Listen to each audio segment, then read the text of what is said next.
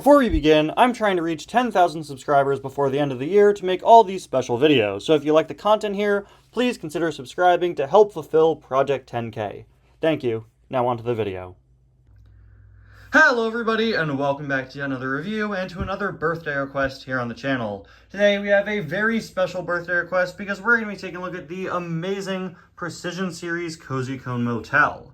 This was a birthday request from my good friend the Piston 11. You're probably very familiar with him at this point. I featured him on my channel several times over the years in both guest host weeks, and more recently, he sold me an amazing $100 Cars diecast haul, and I had him in that video there as well. And you're probably familiar with his channel at this point as well, because in the past few months, his channel has been absolutely blowing up thanks to a video that he made, a scene remake that was really great, and it's been doing really well for him, and it's been super cool to see. He actually passed me in subscribers pretty recently, so way to go, the Piston 11. You deserve it, man. Keep making the great stuff that you make. Now, he's a really big fan of the Precision Series. He's over in my Discord server, and he and I have talked about the Precision Series a whole lot and how amazing all the playsets were. Last year, he requested that I take a look at Fillmore's Taste In, and this year for his birthday, he requested the Cozy Cone Motel here. I was a bit hesitant at first since it is such a large item, but, you know, I've actually never reviewed it before, so I thought it could be pretty fun to do. For those of you who don't know, this was released in 2017 as part of the Precision Series, a line of Cars diecast aimed at older collectors, which featured both releases of main characters, updated to be more detailed with different features like opening hoods, rubber tires, etc., painted bases for a lot of them as well. And they also released several Radiator Springs buildings. However, the line was canceled due to not being all that popular, due to a lack of adult Cars collectors, I guess, before they could complete all the Radiator Springs buildings. They did all the main ones.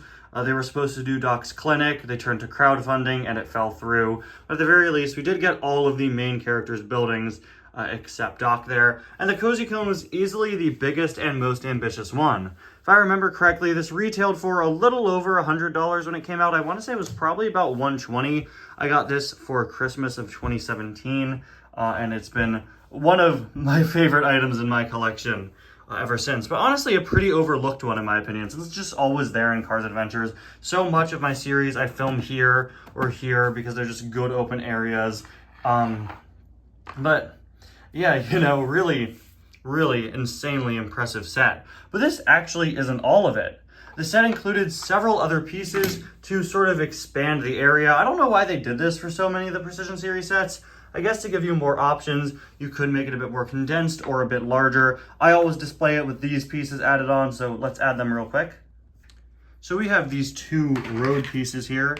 You just connect them, they slot together here, and as you can see, they just slot in to the bottom just like this, and they stick out a bit because they are supposed to connect with the road pieces, or the, I guess, sidewalk pieces.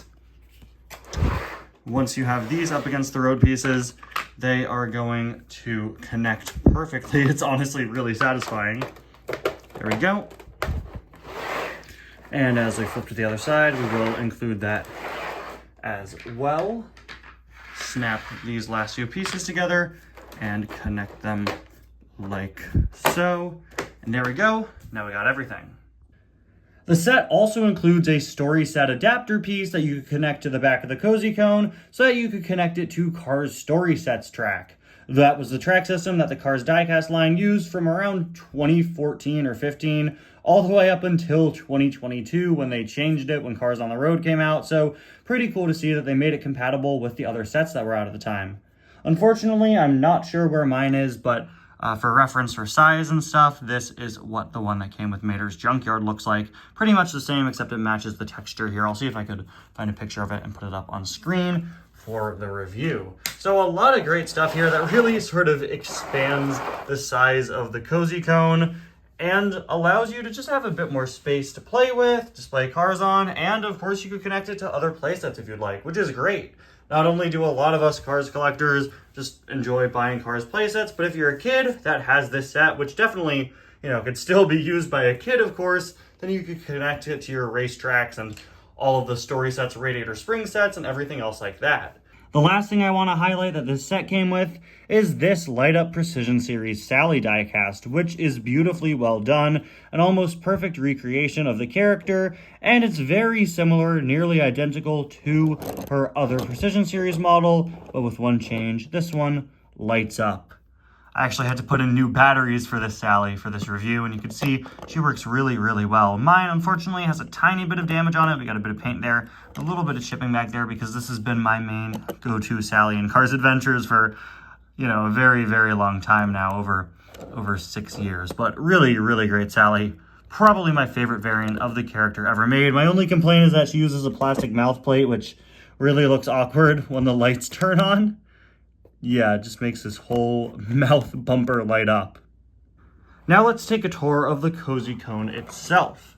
We start off with the sign here, which looks really, really great. As you can see, it says Cozy Cone Motel, no vacancy, just like in the movie, where of course if they have vacancy, it'll light up differently. We have the car snoring here. Now I don't remember exactly what the lights look like. We'll turn them on a bit later on in the review, but I believe that it does have the correct lighting. In the movie, the Z's kind of change which one is lit up to make it look like the car and the cone is snoring. Absolutely love how the sign turned out. Unfortunately, over the years, it's actually come a bit loose.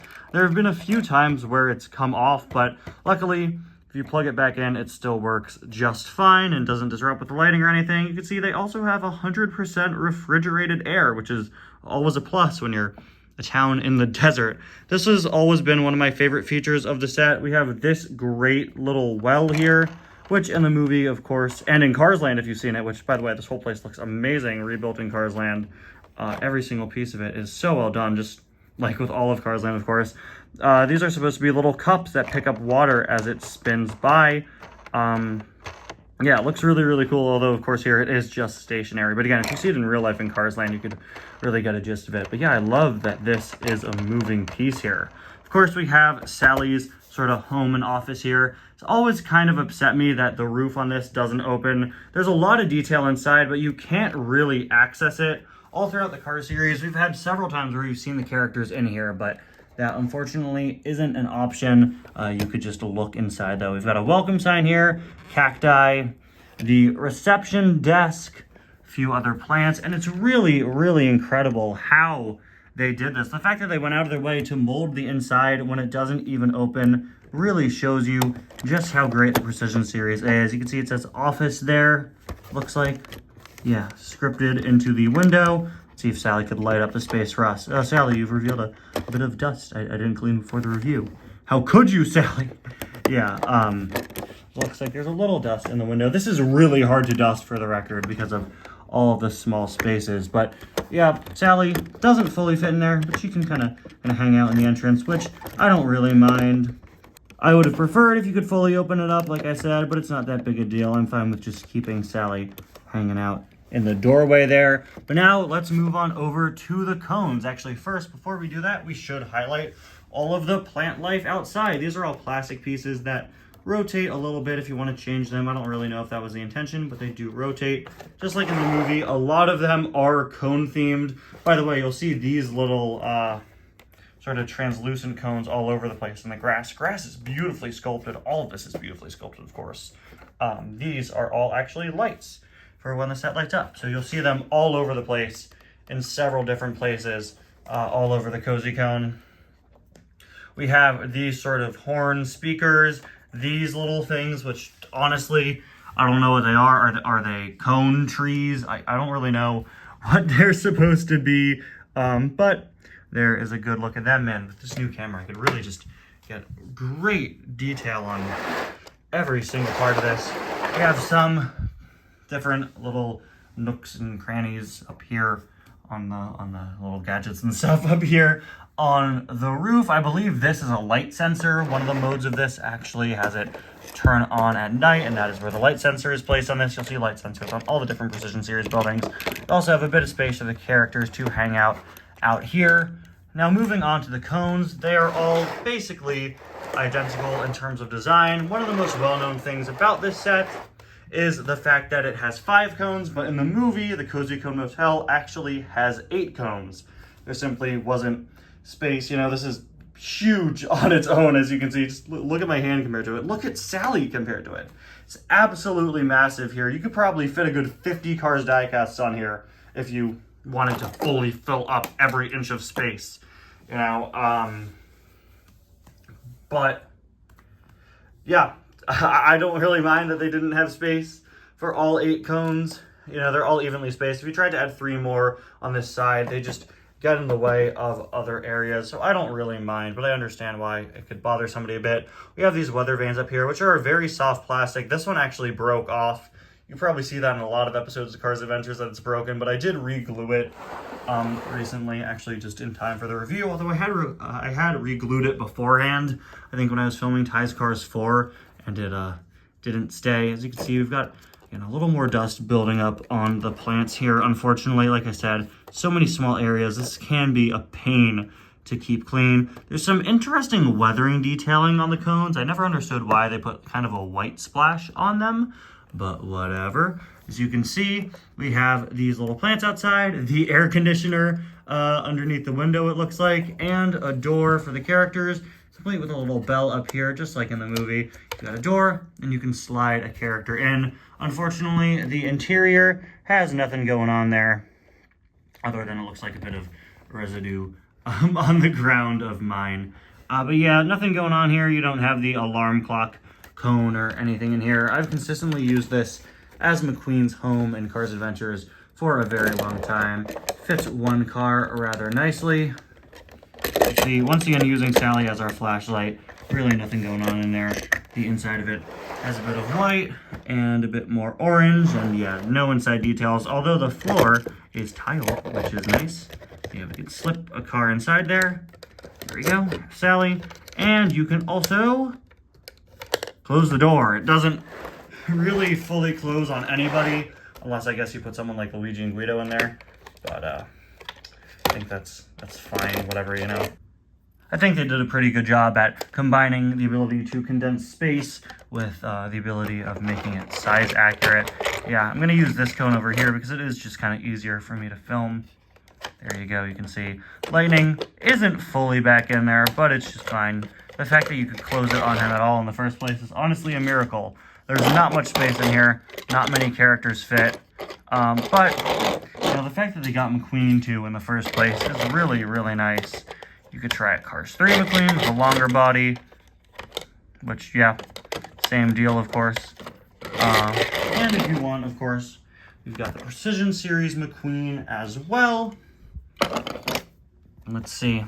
Precision Series McQueen, he's a bit taller, and he still fits pretty much the same way as the other two. Now, something that I actually just noticed is that, despite the fact that I just said that all of the cones are the exact same, the plants they put outside are actually different. We have these flowers here that are sort of cone-themed, cone-shaped.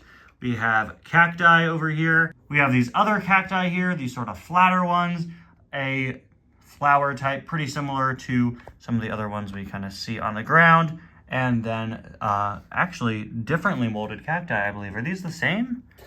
No, these are actually different cactus molds. Wow. That's really impressive. I never realized they all have different plants. That is a super cool additional detail.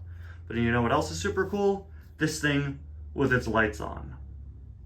I'm going to be completely honest with you guys. This video was supposed to come out several days ago on Friday, which was the Piston 11's birthday, but I messaged him because I ran into some trouble while making it.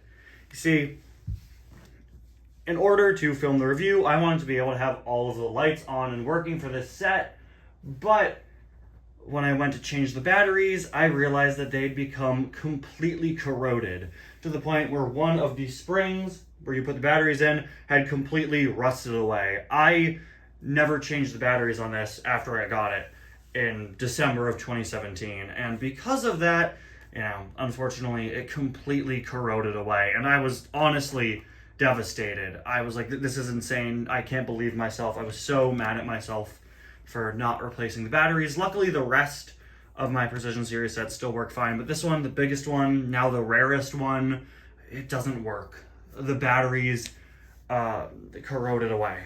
And the Piston 11 was super nice to me about it, and he didn't mind me having to delay the review a bit, because I realized something. Something came in at the last moment, right when I'd lost hope, that made me remember there was still hope. On the back of the set, not far from where the Precision Series adapter is, there's something I didn't show you guys. This right here. You can actually plug these into a wall via a cord and allow the Precision Series buildings to light up at all times, or only when it's dark out. That's why that sort of daylight sensor is up at the top. There are a few different modes here. Typically, when you have the batteries in, you can flip that switch, or you could just press this button, which puts it on temporarily. You could also buy a cord to keep it on all the time without having to worry about batteries. And as soon as I remembered that, I was overjoyed. I realized I was completely saved. I went and looked up the original instructions for the Cozy Cone, and my mom looked through it and actually found for me on Amazon the exact cord they recommend you getting in the instructions. So I picked that up from Amazon and it arrived, and now we have it. The cord to allow the Precision Series building to light up once again. So this whole cord cost me about $20. I just read through the instructions, and this dial allows you to choose the voltage. We're gonna need 4.5 on this.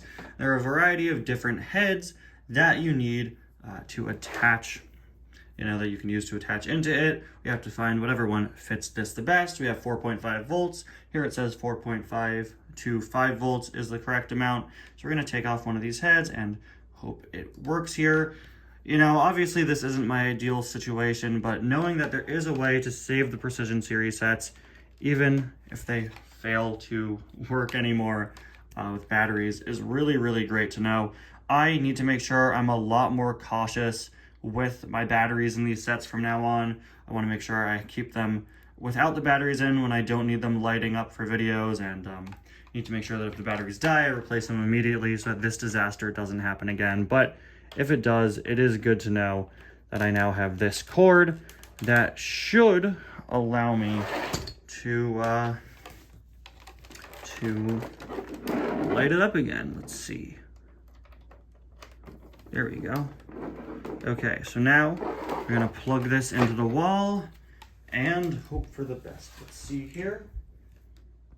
All right, let's see here. We've got this plugged into the wall. Unfortunately, the cord is pretty short, but what are you gonna do? I do have an extension cord, but not with me right now. We're gonna plug this in and hope for the best.